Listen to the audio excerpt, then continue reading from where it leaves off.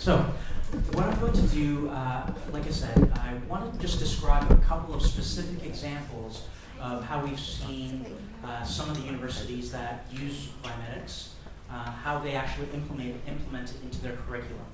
Now, like I said, there's many commonalities with how they structure their program, but there's some variations with how they've actually made it mandatory in some cases, and how they structure the training in relation to when a resident or a trainee can actually practice ultrasound scanning on a real patient. So at Harvard Medical School, this is the study that I described to you before. They currently have a 4-week curriculum.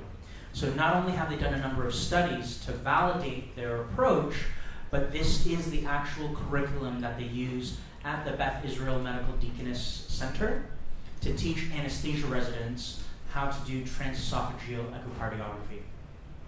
So it consists of a pre-test, the 4-week course that has both e-learning and hands-on sessions, and a post-test. Now, on the anesthesiology side of things, this was really directed towards perioperative use of transesophageal echo, so TEE. And this is just a brief and high-level description of how they structured their course. So in week 1, it really was about the basics. So what are the fundamentals of intraoperative TEE, or transesophageal echo? Also, some of the more basics, like how do you move the probe, how do you orient it, how do you manipulate a transesophageal probe as well. Now, in week 2, 3, and 4, this is where they started talking about more specific and more focused topics, looking at ventricular function, looking at wall motion assessment, both the left and the right heart. And then week 3, they started looking at the valves. Finally, they started putting things together, looking at overall hemodynamics and assessment of hemodynamics using echo, followed by essentially a final assessment. So they use this for all of the residents at the early stage of their anesthesia training, basically so that they can make sure that before any of them actually go to see a patient, or even as they start seeing patients, they at least have a level of foundation and have had some physical training so that when they're with patients and with their instructors in the wards or in the operating theater, they don't have to feel like they have no familiarity with the process or any of the procedures that they're doing. Now, the University of Melbourne has taken it a step further. So their program is a little bit longer and a little more onerous. But what they've done in their Department of Anesthesia, I just want to give you a comparison, is that they have developed a curriculum that is very similar in structure to Harvard, but they've implemented it in a slightly different way. So first of all, what they do, their pre-work, or the e-learning component, is a very case-based type of approach. So very much what they do in institutions that teach using the problem-based learning method. So they go by clinical cases, and in fact, it does get quite heavy for them, but they are asked to go through 20 to 30 tutorial cases prior to actually being able to move on to the next part of it, which is a 3-hour hands-on live instructor session where they learn the basics of how to use the simulator and then fundamentals about how to obtain these specific views, either using transthoracic or transesophageal echo. Now, while the Harvard group, the hands-on portion was completely instructor-led, here they tried to limit it to essentially a 3-hour session with basically email or phone call follow-ups with your instructor after the fact. However, they designed the curriculum in Australia to be a lot more self-directed. So actually, I believe that's a typo. It should be 10 cases that they do of hands-on on the actual ultrasound simulator, specifically on Vimedix, where they choose from a number of cases, and each of the cases are specific pathologies, and the trainees are asked to go through basically the standard exam that they learned, and there's specific feedback, measurements, or assessments that they complete for each of these cases, at which point they have to submit that and then do an end-of-course exam. Now, the differences between Harvard and University of Melbourne is that they've made this a lot more self-directed to try to make this more scalable, because in Melbourne there is a big difficulty because there's a lot of pressures on clinical consultants to spend time in clinic, and it's very difficult for them to find the adequate time to spend on instruction. So this is one of the ways that they're trying to alleviate that problem, to make it a little bit easier for teachers, but without compromising the quality of learning for their residents and their students. The other thing that they've done at University of Melbourne is that they've made it very strict. So for residents that are going through this program, at the Royal Melbourne Hospital, for example, if they haven't demonstrated that they've completed this entire course, they are not allowed to hold an ultrasound probe with patients in the hospital, even under the supervision of an expert. So this was a strict measure that they took specifically to try to minimize any risk to patients and to try to maximize basically the proficiency of a trainee before they actually spend time with a real patient. So this is a perfect example of them trying to really live the principle of not compromising clinical care because you're trying to teach your students or your residents.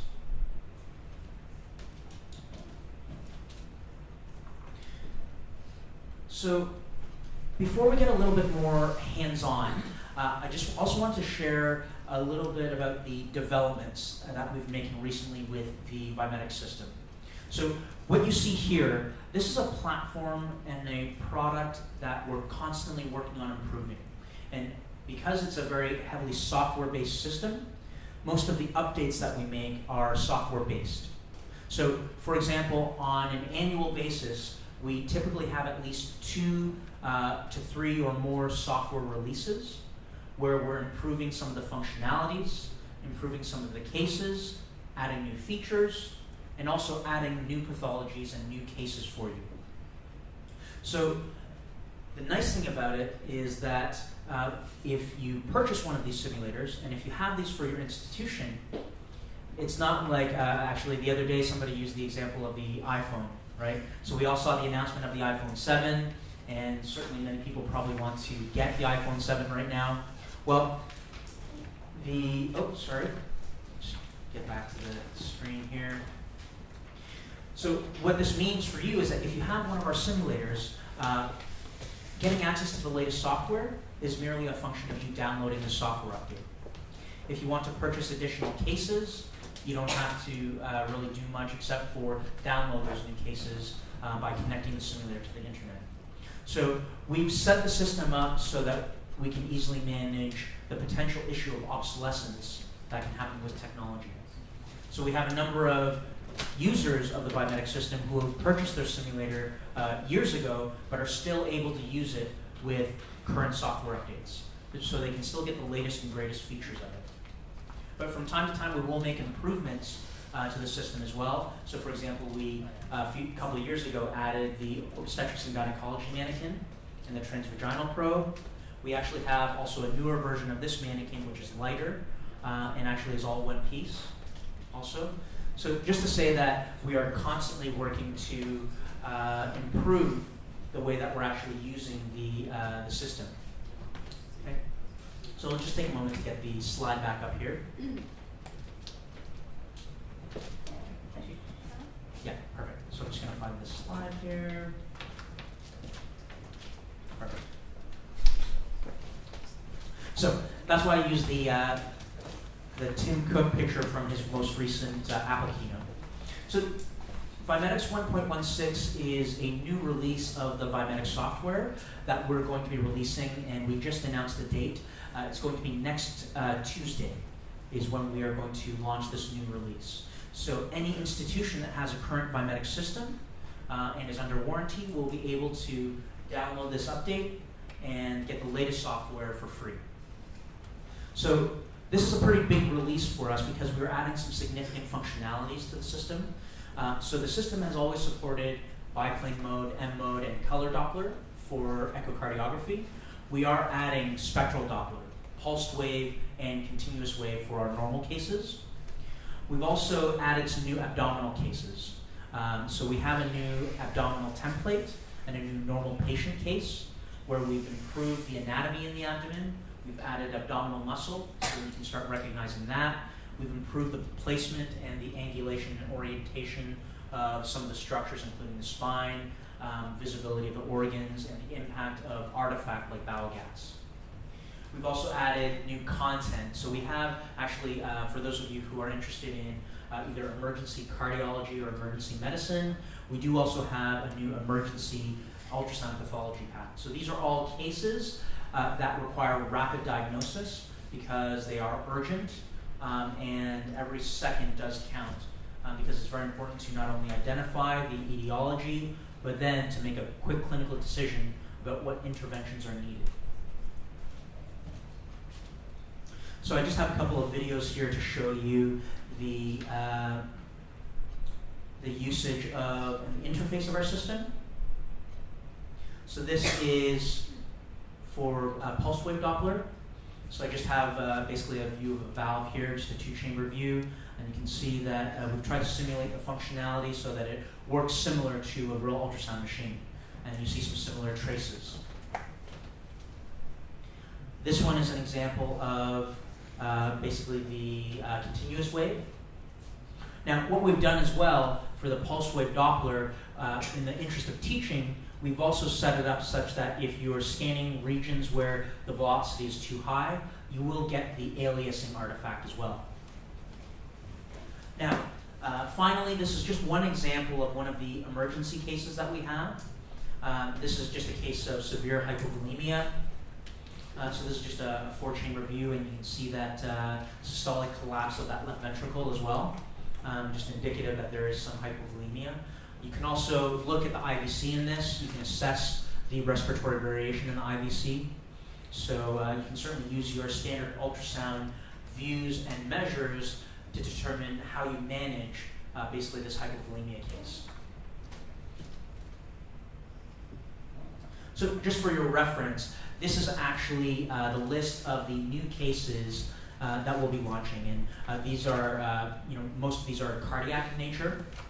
And you'll see that some of them are, for example, things that may present in an emergency room or maybe in an intensive care room following some major cardiac procedures such as valve replacement or basic identification of masses, or maybe a patient's coming back in because their mechanical valve is malfunctioning.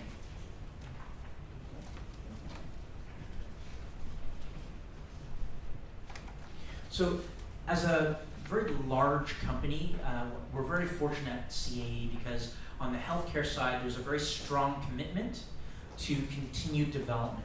So our Vimedix system is a perfect example. We're constantly trying to develop new things, new cases, but if you are interested in interventional ultrasound, we also have our line of Blue Phantoms. So these are a series of task trainers where you use a real ultrasound machine and you can actually practice doing ultrasound-guided procedures on these phantoms. A perfect example of how people have used this at Wake Med in the United States. There was a hospital that was having major problems with improper central line placement. So unfortunately, what was happening is that there were 1 to 2 patients that had died every year because of complications from improper central line placement. And this happened for a number of years. So the hospital had to do something to react to this. Because in the US, not only the ethical implications had major repercussions for the hospital, but there was a significant cost to it as well. So they estimated that every time a practitioner did something wrong and caused a patient death like this, it cost the hospital at least $1 million. So this is a major ethical and economic problem for a major hospital in the US. So what they did with our Blue Phantoms is they took the central line placement model and they did 2 things. Number one, first of all, they instituted a training program where they made it mandatory for central line placement to be conducted under ultrasound guidance. And they used tools like the Blue Phantom and made every trainee and every new employee have to demonstrate their competency using this before they're actually able to do it on a real patient. Now, fortunately, this actual initiative worked for them. So they made a small investment into a piece of equipment and having personnel prepared to train. But for this small investment, they were able to essentially save the hospital literally millions of dollars every year, and also the thing that you can't measure, which is the value of making sure that you're not harming patients unnecessarily. Okay?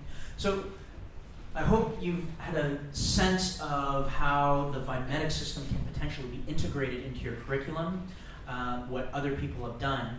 So at this point, what I want to do is I want to take more time to allow you to start using the simulator. What I thought I would do is to give you a brief demonstration of the basic functionalities, how the system works, and I'll give you some specific examples of how the various functions are used in order to help in a teaching setting. And then from there, what we can do is I want everybody to have a chance to have hands-on. And any questions that you have about what the simulator can and can't do, or any other questions you may have about using ultrasound simulation in your institution as well. All right. But before we do that, are there any questions about what I've described so far in terms of ultrasound curriculum or some of the functionalities of the system? Okay. So if there are no questions in the group, as